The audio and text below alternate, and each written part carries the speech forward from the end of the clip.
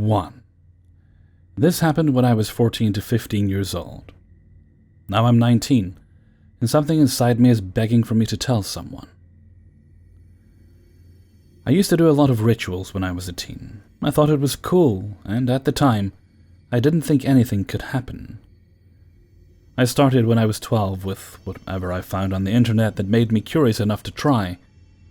Because of that, it was obvious I would have some experiences with ghosts and spirits, but one of them still bothers me to this day. One day, when it was around 6 or 7 p.m., yes, I still remember, I went with my friend to a park that was far away from our house. I must say only teenagers went there, but only when it was past midnight, so there was absolutely no one there when we arrived. We stayed there for a short time. I felt like I was being watched from behind the trees that were in there, which there were only a few, and you could clearly see there was nothing behind, so I was anxious. My friend noticed this and asked me, but I couldn't say anything. I wasn't physically able to speak, so I got even more scared. She suggested we left before it got worse, and so we did. We decided to go through another street since I was getting worse. I couldn't walk properly. I was really slow, and inside I was panicking since it felt like something was pushing and holding me so I could not leave. My friend waited for me, and we left slower than I would have liked. Of course, it doesn't end there. I was so paranoid about it that I was all the time turning around. At this point, my friend was really scared, and honestly, she had all the reason to be. When we were reaching the end, I saw it. It was a figure, humanoid, but not totally. It had no face. It was all white. But despite that, I knew it was smiling. It was dressed full black, and it was around 3 meters. It was far from us, but not too far away. That immediately made me pale and urge my friend to get out of there as fast as possible. I had trouble breathing, and couldn't almost run. I turned around a few more times, but I could not see it again. When we left, I turned around and saw it was there again, closer than before, so when I regained all my senses, I left running with my friend. It doesn't end there. I encountered it again after some years in my grandma's house. My grandma's house has 2 floors, but the second one only has 2 doors that direct to 2 bedrooms. No hallway, nothing. Only stairs going there. One time when I was 16, I wanted to go downstairs, and I saw it again. It was all black this time, and I could clearly see that it had bad teeth. I knew it was the same one because I couldn't properly move or breathe. I remember going downstairs because I was not scared this time, but I don't remember what happened after that. When I came to my senses, I was sitting on the stairs when I saw it. But nothing was there, and I most certainly didn't sit. I encountered it again sometimes more through the years, and even when I was outside my town. One time I told another friend about it, called Blackfighter. When I didn't even register those words were coming from my mouth, she looked at me firmly for some seconds without saying anything or even blinking. After that she told me to walk her home, and I saw it again, at the end of that street. But when I blinked, it wasn't there anymore.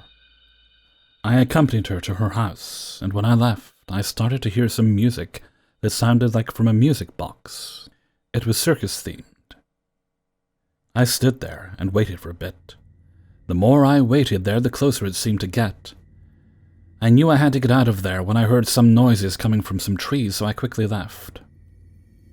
I told my mom today about the first encounter because I thought it could be a nice story to scare her a bit, but she scared me instead with what she replied. She told me that in that same street a guy hung himself. No one knew, and still doesn't know why. They said he was delusional and could not take it anymore. I've been having nightmares about it since I first saw it. At first, the dreams were confusing and blurred. I could not tell what it was, but each time I have them, it gets closer and less blurry. A guy that my friend knew, the first one, worked studying ghosts and spirits, mildly since he only knew the basics, and he said I had a dark aura, that I should stop doing rituals when I never told him, and I know my friend didn't either. He told me that he could help a bit, Maybe make the presences go away. I had to sit in the middle of a circle surrounded by some candles, and he started talking and asking questions I vaguely remember. The door closed with a loud noise, and he said he wasn't going to continue since I obviously continued with the rituals. One time my friend asked me to do a ritual with her, and I obviously said yes. We didn't have the time to finish it. A door closed with a loud noise, and a figure fell off a table.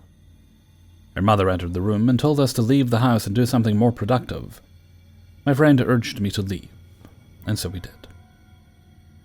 After that, I stopped doing the rituals. I couldn't mentally take it, and I was exhausted, but for some reason, I have an urge to start once again. I thought I could share this since I'm feeling like it's gonna happen again. For some reason, talking about it brings me a sensation of pain in my chest, but that did not happen when I told my mother. 2. About 10 years ago, I moved into a house. My husband worked nights, so it was just my 4-year-old and me at home most nights. The second day we were there, my husband built our bed. I fell asleep alone and woke up in the middle of the night to my bed violently shaking. As I'm laying there afraid to move, I notice the handles on my dressers are flapping up and down. I was afraid for my daughter, who was in the next room, so I jumped out of bed and ran to her room, but she was sound asleep. I was too afraid to sleep alone in that room, so I had my husband pull our mattress into my daughter's room so I could sleep there. In between that first incident and the last, several unexplainable things happened. Ceiling fans would rotate one way, then stop and rotate another way. My dogs would start aggressively barking at the corner of the living room. Things would go missing and then show up in plain sight. We'd smell weird smells like old lady perfume or a strong smell of popcorn where the kitchen would have been in the 1700s. I would hear footsteps in the attic. One night I heard a TV turn on in the spare bedroom. I go to check it out, and the TV is turning off and on. I then saw a ball of light bouncing around the room. One night I had 2 friends over. We were sitting in the living room, talking while my daughter played with a little People Farm animal set. She had a sheep in her hand and set it down in the middle of the table.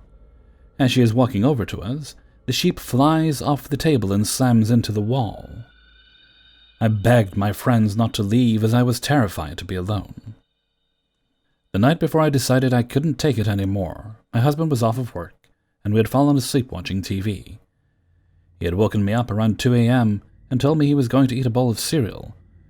I went upstairs to my daughter's room, where I felt the safest, and still had my mattress on the floor. As soon as I closed my eyes, I hear what sounded like her TV crashing to the floor. She had a lamp in her room that had a floor button, so I was able to turn on her light super fast. When I turned around, I saw her closet door flying open so hard it hit the wall. My daughter woke up, and we were both screaming. I left the next day and couldn't even go back in the house to pack anything up. I had to break my lease. I told my landlord what happened, and it seemed like she already knew what was going on. She proceeded to tell me that any house can be haunted, new or old, and described how she couldn't keep a babysitter in her newly built house because it was also haunted. This house was not my first paranormal experience or my last, but was definitely the scariest time of my life. 3. Ever since I was little, I've experienced countless events, beings, prophetic dreams, sensed presences, etc. My grandmother and her mother also had the gift. I used to tell her about my experiences, and she believed me and would casually laugh it off like it was normal. It does seem the experiences have declined as I've gotten older, which I attribute to being constantly stressed out, worried and distracted, etc., like so many other adults these days. I do know it's still there, though. I digress. None of my major childhood experiences really scared me as much as this one in particular. It happened around 1980, and recalling it still sends chills down my spine and causes me to tear up. My cousin, who was also around 10 years old at the time, was playing with me in my grandma's yard. It was late and quite dark. Older neighborhood with minimal old-school streetlights few and far between. He was riding his bike around, and I decided to grab some binoculars to try and watch him. I know, weird being dark and late, but I was young and stupid. Directly across the street was a little old lady's tiny house, surrounded by a huge yard with some of it off to its left. This area always bothered me for some reason, as part of it was fenced in and had lots of tall trees, almost creating a small forest, if you will. So tightly grown together, it blocked out all sunlight inside, and I felt like shadows were frequently moving against the trees, watching me whenever I was outside. I did my best to avoid looking over there, especially late at night, pitch black inside there. It almost had a spooky, forgotten graveyard feel to it. She owned the home for over 50 years, and I believe her parents before that. Looking back, it wouldn't surprise me to learn there were family graves in there. Not sure why I did it, as I knew better, but I turned and looked at that area. I had the most intense feeling in my soul. Something was there, glaring at me.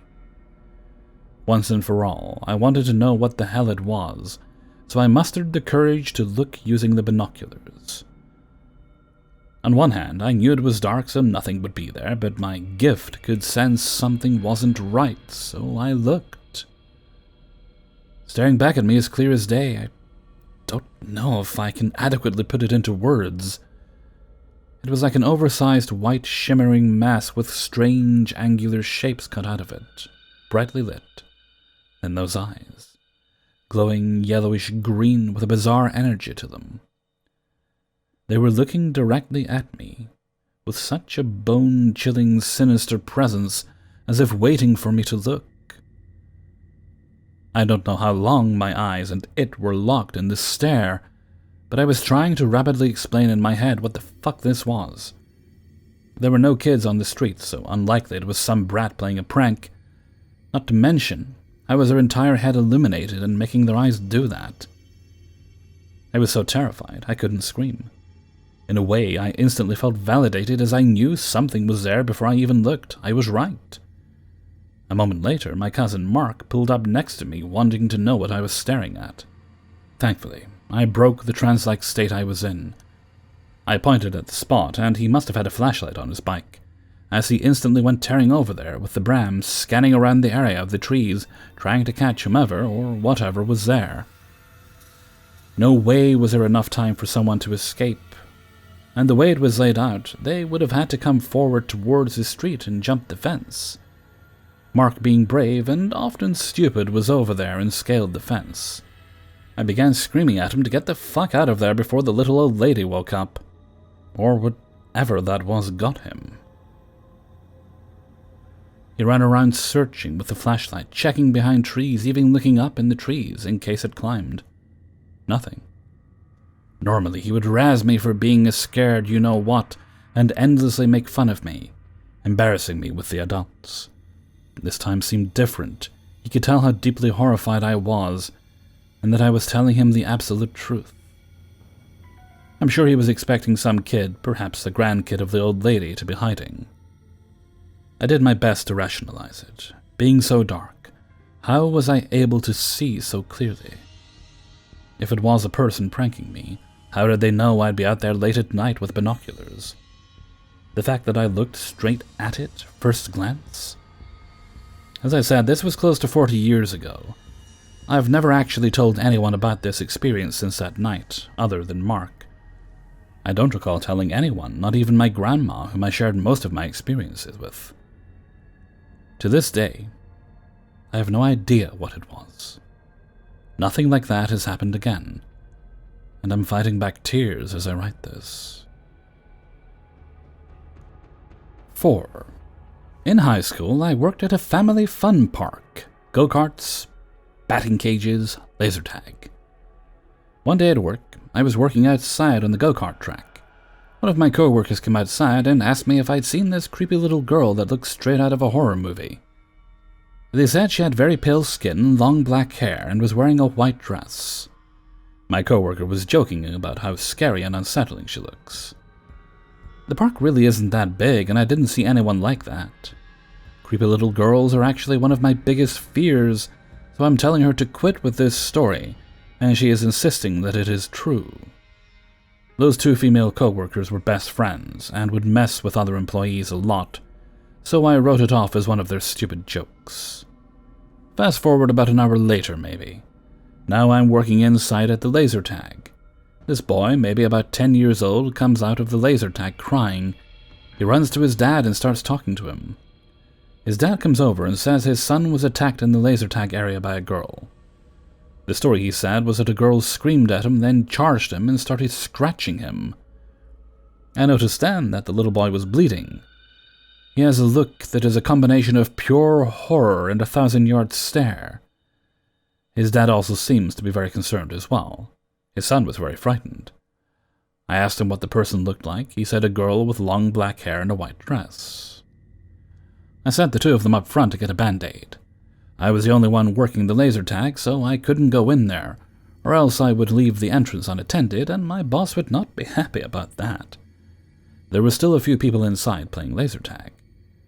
2 minutes later, they come out. I asked them if they saw the girl, and they said no. I closed the entrance of the laser tag, blocked it with a rope, and went inside.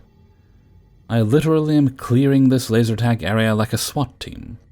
Every corner I take is fast, and I'm ready to punch the fuck out of anyone trying to jump at me. I spent a few minutes inside. There is nobody there. Either she left out of the fire escape, it doesn't set off an alarm, or she left out the front when I was clearing the laser tag and our paths didn't cross on her way out. The rest of the day passes without incident. I tell my co-workers about the girl. The two girls from before are chiding me because I doubted them earlier.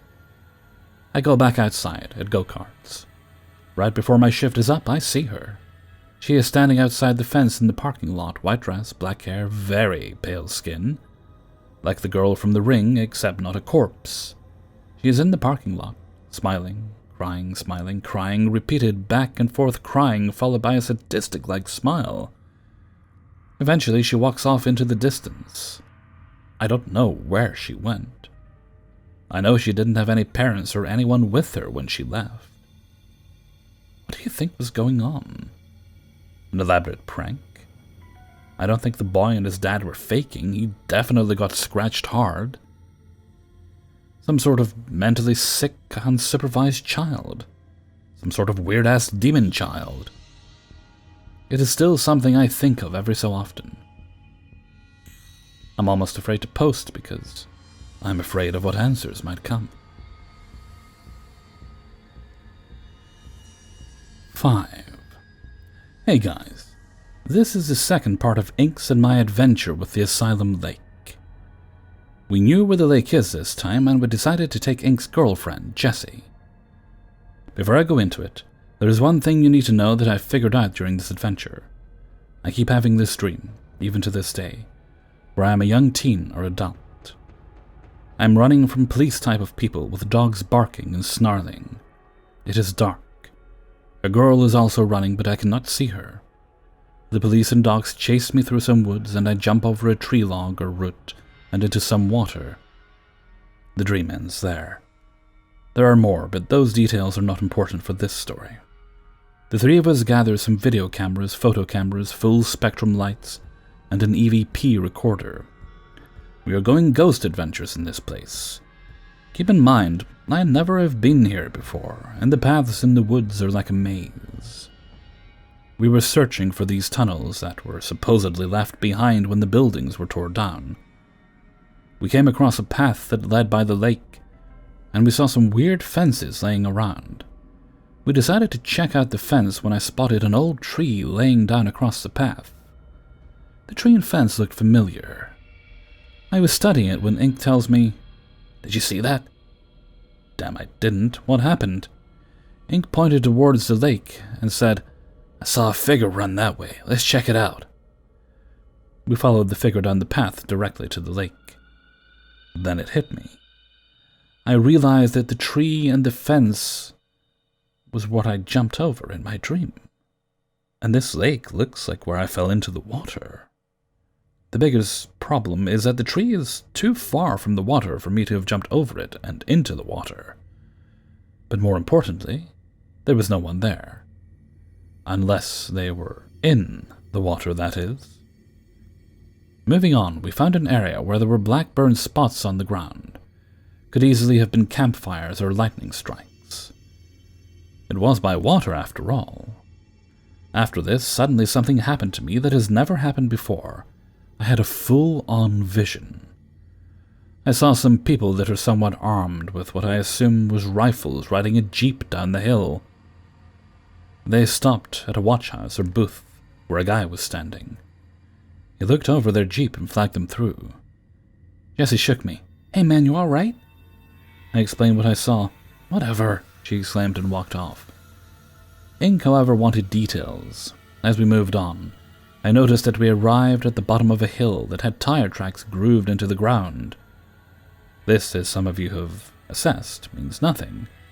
Ink and I looked around, however, for stronger evidence, to see if this was a hill in my vision or not. There was very little, except for a slab of concrete roughly the same size as the lookout house that I saw in the vision. The problem is, it was on the wrong side of the road. Sadly, this is all the weird things that happened when I was there. Nothing odd on the EVPs, no anomalies of any kind on the cameras. However, Ink had went back with his shaman friend one night without me or Jessie. For some reason, he decided to perform a ritual of some kind. When they were done, Ink reports he heard a blood-curdling scream and they noped right out of there. Listeners, please, be careful when you go and investigate or do rituals like this without any kind of backup, or help, or permission. Remember, someone else may have the same idea that you do, but their intentions might not be in your best interest. Hey everybody, Hellfreezer here, and thank you very much for listening to 5 True Paranormal Stories, episode 245. And thank you very much to everybody who allowed me to use their stories and sent in stories for use in this video. If you enjoyed the video, then please do like, subscribe, and play a tune on your leg with a couple of spoons, and it goes...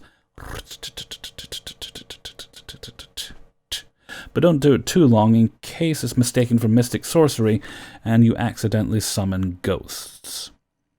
Also, shout out to Railuge. I'm just trying different pronunciations. I'll get one right eventually.